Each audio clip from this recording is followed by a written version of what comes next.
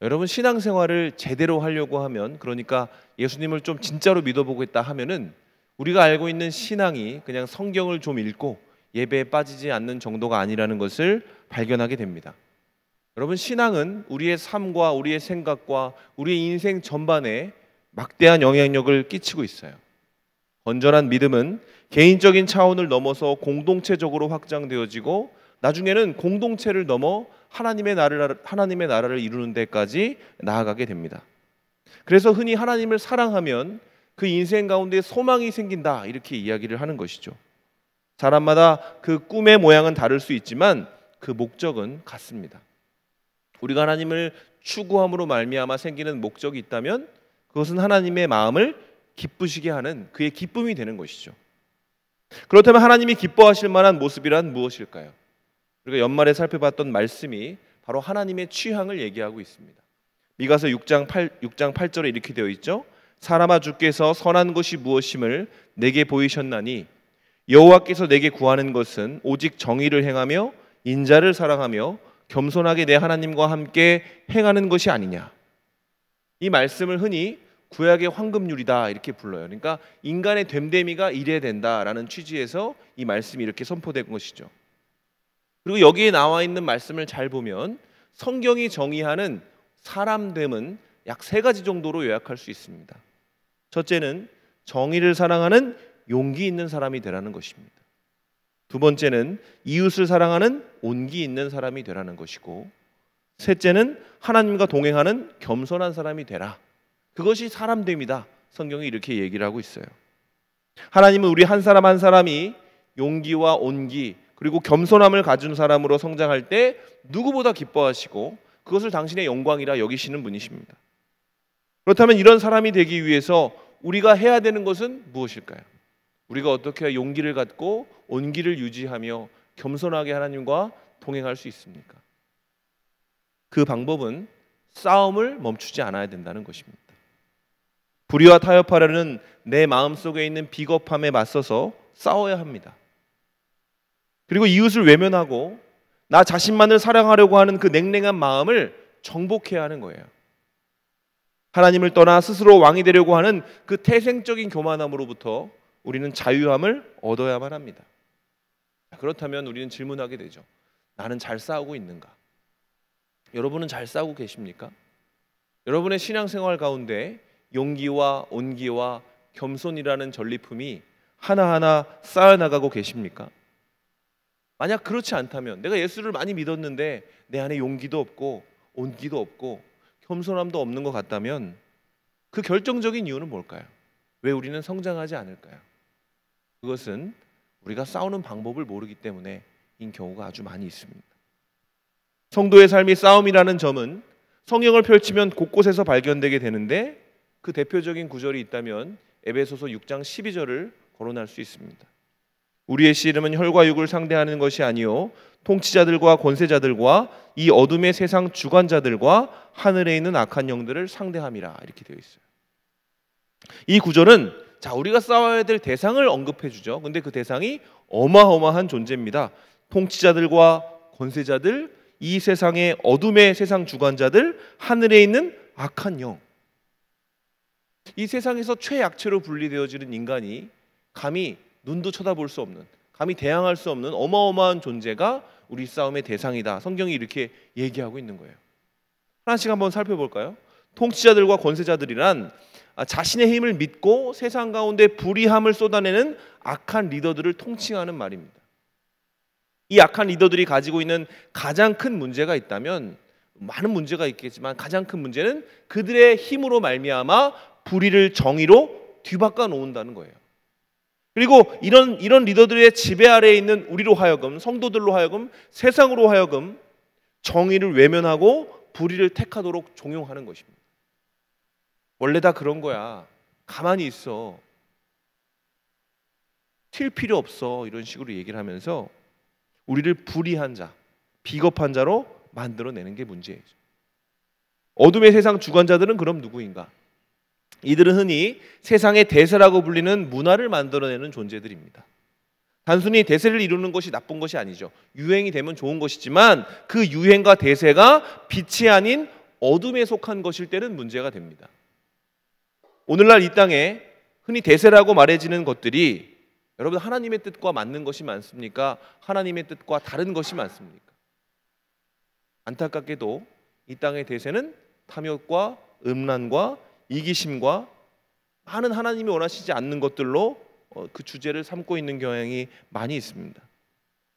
그리고 그 모든 것들은 이 세상의 어둠의 주관자들이 만들어낸 것이고, 이 사실을 분별하지 못할 때 우리는 죽은 물고기처럼 이 시대의 흐름에 떠내려가면서 그냥 아무것도 하지 못하는 존재로 전락하고 만다는 거예요.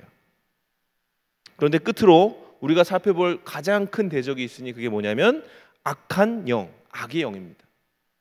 악의 영은 여러분 세상 속에서 역사하는 것보다 우리 속에서 역사합니다. 우리 속에 자리를 잡고 우리를 악한 곳으로 이끄는 영이에요. 이 악의 영이 일하는 방식은 놀랍게도 태초부터 지금까지 동일해요. 아담에게 했던 그 방식입니다. 하나님을 무시해라, 하나님을 떠나 너 자신에게 집중하라고 악한 영이 우리 속에서 끊임없이 우리에게 도전하는 거예요. 이들이 우리와 하나님을 떨어뜨려 놓으려고 하는 이유는 여러분 그렇게 해야, 하나님과 떨어져야 우리가 하나님을 닮아갈 수 없기 때문에 그렇습니다. 그래서 악한 영에 휘둘리는 사람을 보면 입으로는 하나님을 얘기하고 심지어 생각 가운데에도 하나님에 대한 지식이 있지만 그의 마음이 자기에게 닿아 있는 것을 봅니다. 그의 마음이 하나님께 닿아 있지 않아요. 그래서 예수님의 성품인 겸손이 아니라 죄인의 성품인 교만함이 충만해서 세상을 살아가는 거예요. 악의 영의 작품이라는 것이죠. 자, 이제 그럼 우리의 삶을 한번 돌아보죠. 이 땅의 상황을 딱 보면 신앙생활을 하려고 하는 우리에게 결코 유리하지 않다는 것을 금방 발견하게 되죠. 왜? 세상의 통치자들과 권세자들, 대세를 이루고 있는 그 많은 문화들, 어둠의 세상 주관자들, 또 내 속에서 끊임없이 역사하는, 포기하지 않고 역사하는 악의 영의 존재를 조금만 묵상해 보면 쉽게 발견할 수 있기 때문에 그렇습니다. 우리 주변에는 정말로 정의보다는 불의가, 온기보다는 냉기가, 겸손보다는 교만을 찾는 것이 훨씬 쉽습니다. 그래서 성도의 영적인 상태는 사면초가라고 볼 수 있어요. 우리의 힘으로는, 우리의 능력으로는 이 겹겹의 포위를 벗어날 수가 없습니다. 그런데 이 포위 가운데 선포되어진 복음이 바로 예수님이죠. 우리 힘으로 뚫을 수 없는 이 포위를 하나님이 풀어주시기 위해서 우리에게 원군을 보내주셨는데 그분이 바로 예수 그리스도라는 분입니다. 그래서 복음을 간단하게 말하면 예수님이 우리 편이다, 이런 의미가 될 수 있어요. 예수님이 우리 편이라는 그 든든하고 기쁜 소식, 그리고 이 소식을 믿고 의지하는 사람은 한 가지 행동을 하게 되는데 그게 뭐냐면 싸움을 시작할 수 있게 된다는 거예요. 싸우게 됩니다. 잘못된 문화와 잘못된 불의와 내 안에 역사하는 이기심과 맞서 싸울 수 있는 힘을 가지게 되는 것이죠. 얼어붙은 세상에 온기를 전하는 사람이 되고, 그렇게 타고난 본성인 교만함에 정복되지 않는 사람이 되는 겁니다. 불의에 둘러싸여 살지만 정의를 추구하는 사람으로 존재하게 되는 것이죠. 그런데 여러분, 하나님은 우리에게 당신의 편이 돼 우리에게 원군을 보내주신 것을 넘어서 우리 한 사람 한 사람에게 영적 무장도 해주셨습니다. 에베소서 6장에 보면 하나님이 그 무장을 어떻게 해주셨는지 그 아이템들이 등장을 하는데, 그 아이템들을 나열하면 다음과 같습니다. 하나님의 사랑을 의심하지 말라고 머리에는 구원의 투구를 씌워주셨어요. 그리고 비겁해지지 말라고 가슴에는 의의 호심경을 채워주셨습니다. 그리고 수치를 당하지 말라고 허리에는 진리로 그 띠를 띄워주셨고, 자유롭게 움직이면서 하나님의 사역을 하라고 복음의 평안이 신는 신을 우리에게 신겨주셨어요. 이것도 마음의 안심이 안 되시는지 어떤 불화살, 사단의 시험도 막을 수 있는 방패를 들려주시고 끝끝내는 사단의 세력을 공격할 수 있는 성령의 말씀의 검을 우리에게 쥐어주셨습니다. 그리고 여기서 우리가 알아야 되는 것은, 그러면 우리가 가지고 있는 유일한 공격 무기인 그 말씀의 검을 우리가 어떻게 이해하는가, 우리가 말씀의 검을 얼마나 신뢰해야 되는지에 대해서 살펴보아야 한다는 것입니다. 오늘 말씀을 통해서 그것을 한번 살펴보기를 원해요. 오늘 본문은 예수님이 시험 당하신 사건을 배경으로 하고 있습니다. 예수님이 공생애를 시작하기 전에 그분이 광야로 나가서 약 40일간 금식을 하셨는데 그 금식이 끝날 무렵에 사탄이 예수님께 다가와서 세 가지 시험을 하게 됩니다. 인간의 몸을 입으신 주님이 가장 초췌하고 힘들고 연약할 때 사단이 그 사이를 파고들어서 주님을 시험했다라는 것입니다. 그러나 예수님은 그 유혹을 이겨내셨죠. 근데 여기서 우리가 중요한 것은 이렇게 질문해 봐야 돼요. 왜 예수님이 40일간 금식을 하셨는가? 그분의 능력이 부족해서 40일간 금식을 하셨을까요? 아니면 특별히 간절한 기도의 제목이 있어서 하나님께 그것을 아뢰기 위해서 40일간 금식하신 것일까요? 인간의 한계를 경험하신 것일까요? 그런 게 아닙니다, 여러분. 예수님이 능력이 없어서 금식하신 것도 아니고 하나님에 대한 그 친밀감이 소모되어서 금식을 하신 것도 아니에요. 그 40일 금식은 뭐냐면 먼저 싸움의 방식을 우리에게 알려주신 것입니다. 인간이 가장 연약하고 가장 힘들 때 어떻게 세상을 정복하고 악한 세력을 멸할 수 있는지를 그분의 능력과 그분의 실력으로 우리에게 먼저 보여주신 거예요. 그러면 사단이 시험한 내용들을 하나하나 살펴보죠. 주님을 향한 마귀의 첫 번째 도전은 돌을 떡으로 만들라는 거였어요. 사탄이 첫 시험으로 이 떡의 시험을 선택한 이유는 당시 예수님이 가장 필요한 것이 바로 이 떡이었기 때문에 그렇습니다. 1절과 2절에 보면 이렇게 돼 있어요. 예수께서 성령의 충만함을 입어 요단강에서 돌아오사 광야에서 40일 동안 성령에게 이끌리시며 마귀에게 시험을 받으시더라. 이 모든 날에 아무것도 잡수시지 아니하시니 날수가 다함에 추리신지라.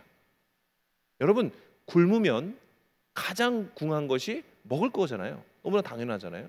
예수님이 약 40일 동안 금식하셔서 그분의 컨디션이 가장 최악일 때 가장 잔인하고 교활한 시험이 임한 겁니다. 여러분, 예수님은 인간이셨기 때문에 우리와 똑같은 배고픔을 아마 경험하시고 계셨을 거예요. 근데 그런 예수님께 다가와서 사탄이 얘기한 거죠. 내가 만일 하나님의 아들이거든 이 돌들에게 명하여 떡이 되게 하라. 돌을 떡으로 만들어라. 사실 이 말 자체에서, 사단의 시험 자체에서 예수님이 얼마나 대단하신 분이신지가 드러나죠. 주님께는 돌을 떡으로 만들 능력이 있으셨습니다. 어마어마한 능력이죠. 그러나 주님은 돌을 떡으로 만들 수 있으심에도 불구하고 굶주리셨던 거예요. 근데 그것을 사단이 다가와서 야, 못하라 그렇게 열심히 해. 그냥 바꿔, 이렇게 얘기한 것이죠. 내가 가진 능력을 사용해서 너를 배불리면 되지 않냐. 가만히 생각해 보세요. 돌을 떡으로 바꾸는 거 아무에게 피해 주는 거 아닙니다. 광야에 널린 게 돌 아닙니까? 그러면 아무도 보지 않고 아무런 해도 끼치지 않으니 그냥 돌을 명해서 떡으로 바꾸고 그 배고픔을 해결하면 되는 것 같이 보입니다. 그런데 주님이 그렇게 하지 않으셨어요. 그 이유가 무엇입니까? 그것은 주님께서 자신이 가지고 있는 능력의 사용처를 분명하게 알고 계셨기 때문에 그렇습니다. 주님의 능력은 구원을 위해서 존재하는 거였습니다. 그분이 이 땅에 오신 이유는 하나님께 영광을 올리고 하나님이 찾으시는 영혼을 찾아 구원하시기 위해서 오신 것이죠. 그래서 주님의 능력은 오직 그들을 위해서, 하나님의 영광을 위해서만 사용되어야 했던 것입니다. 마귀는 그것을 뻔히 알고 있으면서도 그것을 시험한 거예요. 우선순위를 좀 바꿔봐. 괜찮아, 너도 살아야 되잖아. 이런 식으로 예수님을 시험한 거예요. 그리고 이에 대해 주님이 말씀하신 것이죠. 사람이 떡으로만 살 것이 아니라, 이렇게 얘기합니다. 하나님의 말씀으로 살 것이다. 여기서 우리가 놓치지 말아야 될 부분은 주님이 말씀하실 때에 기록된 바라는 말씀을 하셨다라는 거예요. 사실 주님의 말씀은 신명기 8장 3절을 그냥 암송하신 겁니다. 신명기 8장 3절이 이렇게 되어 있습니다. 너를 낮추시며 너를 줄이게 하시며 또 너를 알지 못하며 내 조상들도 알지 못하던 만나를 먹이신 것은 사람이 떡으로만 사는 것이 아니요 여호와 입에서 나오는 모든 말씀으로 사는 줄을 내가 알게 하려 하심이라. 여러분, 마귀는 오늘도 동일한 방식으로 하나님의 사람들을 시험을 해요. 은혜가 충만할 때 일어나는 현상은 하나님이 내게 주신 재능과 능력이 하나님의 뜻대로 사용되기 시작한다는 겁니다. 바른 방향으로 그것이 사용되어지기 시작하는 거예요. 근데 반대로 내 안에 은혜가 고갈되면 하나님이 주신 그 능력은 엉뚱한 방향으로 활용되기 시작합니다. 하나님의 영광을 위해 쓰여져야 될 그 능력이 세상에 기쁨을 주기 위해서 혹은 나 자신을 배불리기 위해서 오용되기 시작하는 거죠. 그리고 이 오용을 통해 우리의 믿음이 흔들리게 되는 것입니다. 하나님은 여러분에게 어떤 능력을 주셨습니까?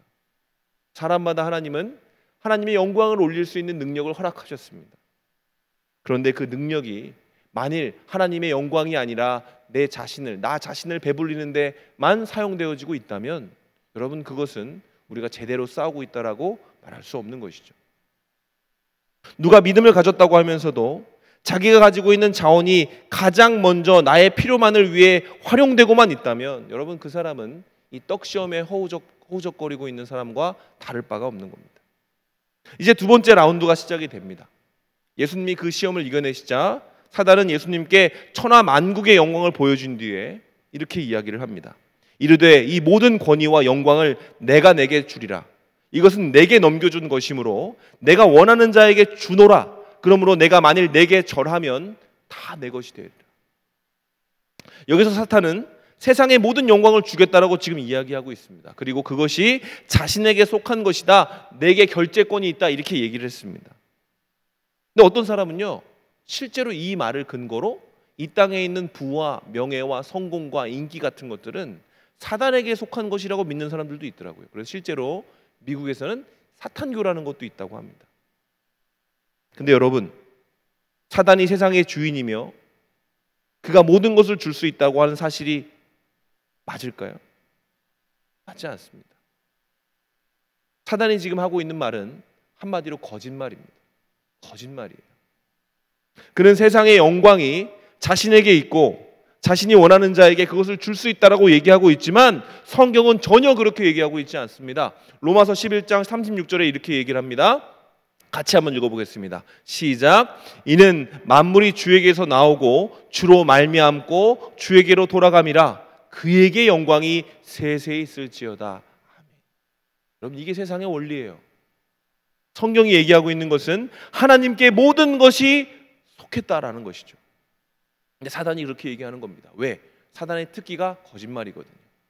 사단은 거짓말하는 능력밖에 없는 존재이거든요. 사단은 빈털터리의 사기꾼 같은 존재입니다. 그래서 우리에게는 이 거짓말을 계속 해내고 우리를 속이려고 들지만 우리 자체로는 그 거짓말을 간파할 능력이 너무나 부족한 것이 현실이에요. 실제로 오늘날 너무나 많은 소리를 보면 사단의 터치가 있는 말들이 많이 있죠. 우리가 가지고 있는 성공의 방법, 대세가 된 세상의 어떤 가치들 가운데 여러분, 그것이 과연 진정한 진리일까요? 그것이 있어야 내 인생이 행복해지고 그것이 없으면 내가 불행해지는 것일까요? 그렇지 않습니다. 모든 것이 하나님의 것이라는 사실, 만물이 주에게로 나오고 주로 말미암고 주께 돌아간다는 것은 여러분, 우리의 인생을 온전하게 자리 잡기 위한 진정한 진리이고 우리가 세상의 기조로 삼아야 될 확고한 하나님의 말씀인 것입니다. 그럼에도 불구하고 오늘날 너무나 많은 이들이 이러한 세상의 왜곡에 속아 넘어가며 살아가고 있는 것이죠. 세상이 말하는 대로 이 땅이 전부인 줄을 알고 하나님이 그것을 줄 수 없고 하나님과 반대되는 영역에 있는 존재가 그것을 얻을 수 있다고 생각하면서 성공하려면 신앙은 불편한 거야, 제대로 자유롭게 살려면 하나님 믿으면 힘들어, 이런 식으로 우리를 속이고 있다는 것입니다. 그러나 모두가 그렇게 살아도 성도는 그렇게 살지 않아야 돼요. 왜? 하나님의 말씀을 알고 있기 때문에 그렇습니다. 우리는 분별할 수 있습니다. 하나님이 세상의 주인이시고 그가 창조주이시고 그가 모든 것을 내게 허락하실 수 있는 분이라는 것을 우리는 믿어야 되는 겁니다. 그리고 그 사실을 믿을 때에 우리는 이 세상에서 그 믿음의 연약함으로 말미암아 진리를 알지 못하고 잘못된 거짓말에 속아 넘어가는 이들에게 진정한 복음, 진리이신 하나님의 말씀을 전할 수 있는 존재가 된다라는 거예요. 그리고 그렇게 사는 사람의 중심에는 뭐가 있습니까? 모든 것이 나오고 모든 것을 말미암게 하시는 하나님을 향한 예배로 구현이 되는 것입니다. 사탄이 이렇게 시험했을 때 그럼 주님은 뭐라고 하셨을까? 이렇게 말씀하셨습니다. 주 너의 하나님께 경배하고 다만 그를 섬길 것이다. 이 말씀 앞에도 뭐라고 되어 있는지 아세요? 기록된 바입니다. 그러니까 주님이 두 번째 사탄의 시험에도 이 말씀으로 반격하신 거예요. 여러분, 거짓으로 포장된 처세술과 성공 신화가 난무하는 오늘날 우리에게 필요한 것이 뭘까요? 진리입니다. 너희가 진리를 알지니 진리가 너희를 자유케 하리라. 그 진리가 뭡니까? 하나님의 말씀. 하나님의 말씀을 기준으로 살아야 우리는 현혹되지 않고 미혹되지 않고 좌절하지 않고 하나님을 향한 온전한 예배자로 존재할 수 있게 되는 것입니다. 자, 이제 마지막 라운드가 펼쳐지죠. 두 번의 시험을 너무나 간단하게 주님이 이겨버리시니까 사단이 좀 급해진 것 같아요. 그래서 더 노골적으로 예수님을 시험합니다. 이렇게 시험하죠. 또 이끌고 예루살렘으로 가서 성전 꼭대기에 세우고 이르되 내가 만일 하나님의 아들이거든 여기서 뛰어내려라. 그럼 천사가 너를 받아줄 거다. 이런 식으로 얘기를 하는 거죠. 여러분, 사탄은 예수님을 성전 꼭대기로 인도한 후에 뛰어내려라. 그럼 네가 뛰어내릴 때 천사가 와서 받아줄 거 아니냐. 그럼 네가 얼마나 큰 영광을 받겠냐. 이렇게 시험을 한 겁니다. 근데 얼마나 사탄이 급했는지 이때에 사단이 말씀을 인용합니다. 말씀. 사단이 기록된 바 그래요.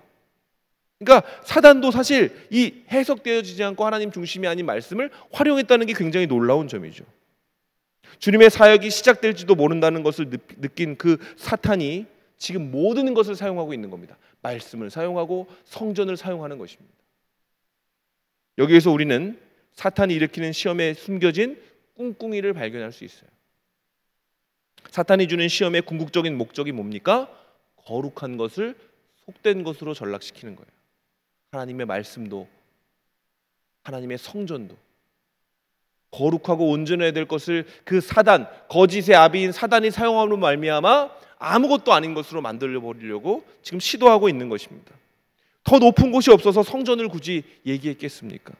다른 좋은 말이 없어서 하나님의 말씀을 굳이 끌어들였겠습니까? 사탄이 이 말씀을 낭독하고 이 성전으로 나아가 예수님을 시험했던 이유는 예수님이 만약 사단의 말대로 그 말씀을 인용한 대로 말씀대로 하니까 나도 해볼게 라는 식으로 그것을 잘못 해석했다면 성전도 말씀도 왜곡되고 추해지는 것이기 때문에 그래요.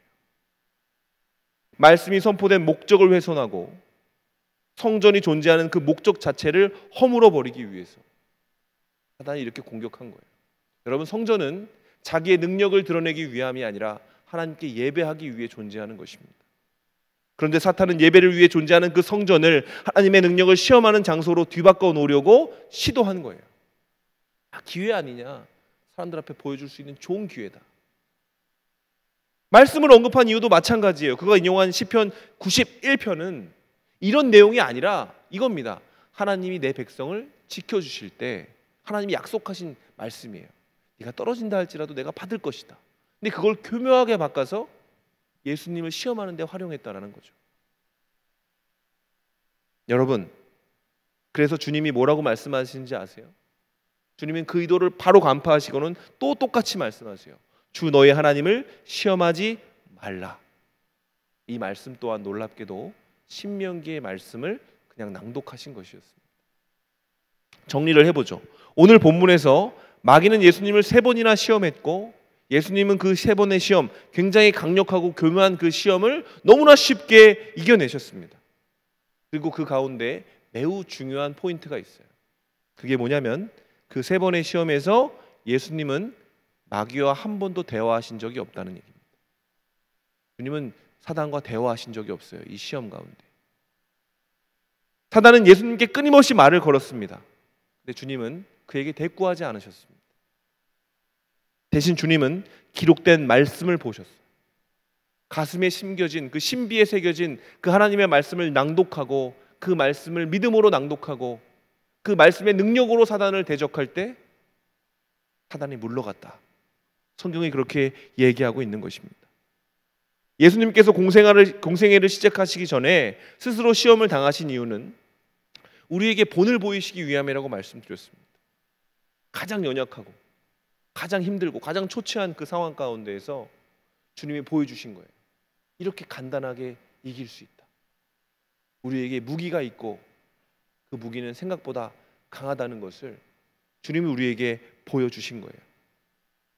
여러분, 하나님은 우리를 당신의 자녀로 이해하고 계시기 때문에, 인정하고 계시기 때문에 우리가 지는 걸 정말 싫어하십니다. 우리가 사단의 계계에 속고 세상에 떠밀리고 하나님이 원하시는 모양이 아니라 불의를 저지르고 냉랭하게 살아가고 교만하게 살아가는 모습을 보시면 하나님은 분통을 터져 하시는 분이세요. 우리를 응원하시고 우리가 이기기를 원하시는 분이시기 때문에 그렇습니다. 그래서 우리에게 주신 가장 큰 능력은 바로 말씀입니다. 하나님의 말씀을 우리가 알아야 됩니다. 하나님의 말씀으로 내 감정을 해석할 수 있어야 하고, 하나님의 말씀으로 내 상황을 해석하고, 하나님의 말씀으로 이 시대적 문제를 해석할 수 있는 능력을 우리가 갖춰야 우리가 주님이 원하시는 모양이 되어서 하나님의 기쁨이 되어서 복음의 증인으로 살아갈 수 있게 되는 것입니다. 말씀을 마무리하죠. 여러분, 늘 강조하는 거지만 하나님은 우리를 사랑하십니다. 그래서 우리가 승리의 기쁨을 만끽하며 살아가는 것이 하나님의 기쁨이에요. 제 개인적인 생각인데요, 제가 신앙생활을 해보니까 예수님 잘 믿으려면 약간의 승부욕이 필요합니다. 여러분이 죄에 대해서 넘어질 때, 여러분을 반복적으로 넘어뜨리는 그 죄를 발견했을 때 저항하셔야 됩니다. 어쩔 수 없어, 내게 무슨 힘이 있어, 이게 아니라 우린 힘이 없죠. 근데 하나님이 우리한테 세팅을 다 해주셨다니까요. 아이템 풀 장착. 여러분, 그 아이템들이 사실 우리를 보호하는 것이지만 우리가 말씀을 들지 않으면 우리는 그냥 샌드백과 다를 바가 없습니다. 그러나 하나님이 우리에게 쥐어주신 그 말씀의 검을 우리가 이해하고, 여러분, 검은 검수를 연마해야 되지 않습니까? 그냥 든다고 해서 쓸 수 있는 게 아니잖아요. 그거에 맞게 우리가 배우고 익히고 노력해서 그 말씀을 내 것으로 삼게 될 때, 여러분을 시험하고 여러분을 넉다운 시킬 사단의 시험은 존재할 수 없다. 성경이 그렇게 얘기하고 있는 것입니다. 여러분, 오늘날 사단의 도전은 끊임없이 반복되고 있어요. 그래서 우리의 삶이 이토록 치열한 겁니다. 예수님 좀 잘 믿어보려고 하면 막 시험이 오고, 우리가 하나님께 나아가려고 하면 지금 사단은 난리가 나는 겁니다. 지금 우리가 선교팀으로 나아가고 있는데 우리 선교팀이 좋은 사람들로 준비되었음에도 불구하고 영적 시련과 시험이 있었음을 저는 고백합니다. 그러나 여러분, 우리가 흔들릴 수는 있지만 넘어지지 않는다 믿는 이유는 우리 가운데 하나님의 어미하신 말씀이 있고 우리가 그 말씀을 들고 그 땅을 밟을 것이기 때문입니다. 이 땅을 지키는 여러분 또한 하나님의 말씀 위에 견고하게 서시기를 주님의 이름으로 축원합니다. 여러분의 연약함과 부족함은 하나님의 말씀으로 말미암아 강인하게 될 것이고, 여러분이 꿈꾸는 그 삶보다 더 놀라운 삶을 꿈꾸시는 주님께서 그 말씀의 능력을 여러분의 삶 가운데 덧입히심으로 말미암아 여러분은 크고 은밀하고 놀라운 일들을 행하는 하나님의 증인이 되어 살아갈 수 있게 될 것입니다. 오늘 저와 여러분의 삶 가운데 그 하나님의 말씀을 무기 삼아 세상을 이길 수 있는 믿음, 그로 말미암아 용기와 사랑과 겸손의 동목을 여러분의 성품으로 채워갈 수 있는 주님의 놀라우신 인도하심이 함께 하시기를 주님의 이름으로 축원합니다.